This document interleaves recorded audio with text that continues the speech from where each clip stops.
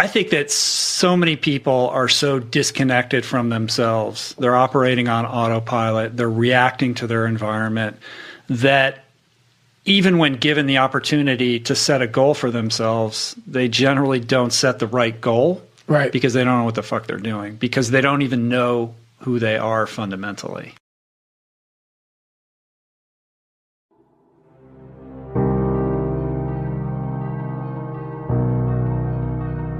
That's the big thing, man. And that's why it was important for me to finally realize, stop being all these fake people I used to be. Stop being afraid. There was no growth until I cut myself down to nothing, to the person I really was, the real human being. And once I found out who I really was, that's when I started growing. I was trying to build on top of a lied, fucked up foundation. You can't build a house on a fucked up foundation.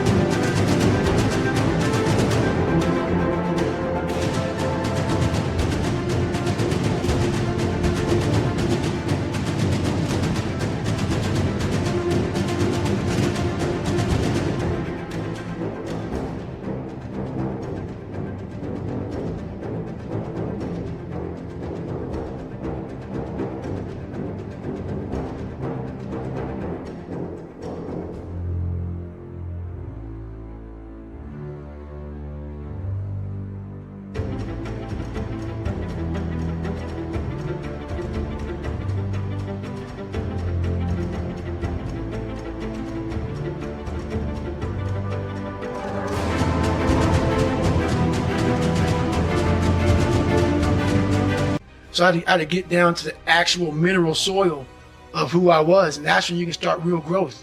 And what is the role that suffering plays in that, or the willingness to suffer? It starts to peel all those layers away, all those artificial layers away. If you're willing to suffer and go back in the grind, that internal dialogue you have with yourself when you're in misery and you're uncomfortable, it's a real, scary, unfiltered, no lying dialogue between you and yourself. And people know exactly what the fuck I'm talking about when you're in a bad spot in life and your mind is saying all kind of shit. That's who you really are. That's the real you. No Rocky Balboa moments going on up there. Yeah. You're like, hey, you know, it's round 14. Let's come on, we got this. No, it's like, fuck this. I'm out of here, man. This is crazy. That's where the growth happens. When you're able to stay in that moment and talk yourself back into the suck.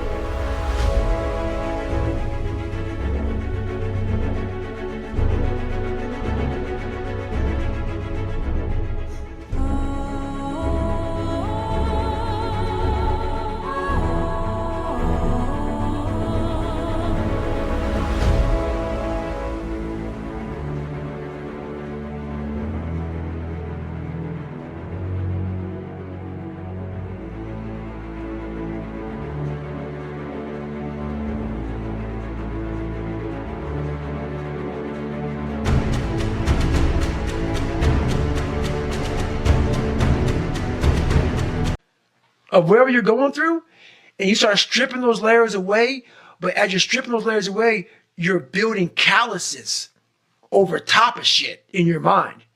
That's where the growth starts to happen, is when you have to force yourself to stay in it. You can't leave it. 3 days later, I'm in a 100-mile race, no train at all. And when you do that, it is stupid. But what it does, if you're not going to quit it, like you just talked about, it breaks you down to nothing. You are suffering so badly, mentally and physically, that all of these demons are coming up. And you're trying to find answers, and you're trying to find answers. It was like living 19 hours. It's like 5 years I put into 19 hours of highs and lows and pitfalls and seeing the sun come up. And it was like, my God, I lived 5 years in 19 hours. It was unbelievable. It's unbelievable. So do you find yourself chasing that now with every ultra challenge? No, because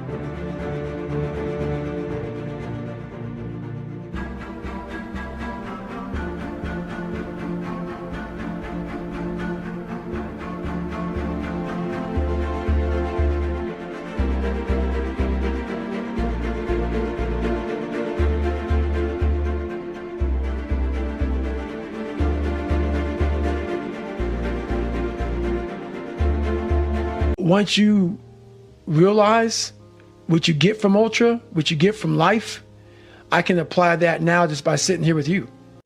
You know, those tools now, I don't need to go out, even though I still do it, and go out and hammer. The hammering part is like, you know, it's like a purging of the soul.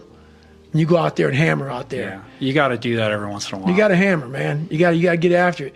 But now I figured out so many different ways and so many different tools through all of the journeys I've been through just growing up, man, just being mature, you know, just being really mature and not holding on to hate, you know, really just letting all that shit go, man, and starting from scratch and let's go forward. How do you let it go? I don't think enough about people that have wronged me or situations that have wronged me, because once you've come to a place where you are really happy with who you are in life, no one fucks with you anymore. Even though they're fucking with you, it doesn't fuck with you.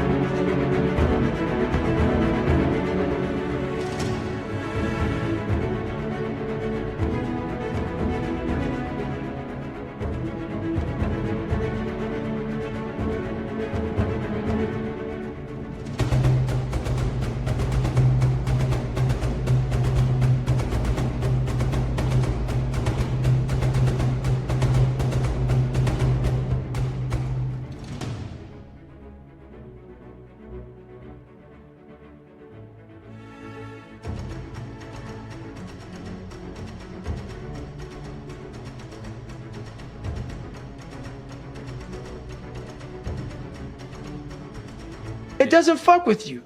You know, like all these, I used to be so hurt by everything in the military, and if someone did something or said something, like, man, I have overcome so much shit. There's not, I'm just in a really good headspace right now. My headspace, I own it. A lot of people own other people's headspace. I own my own shit now.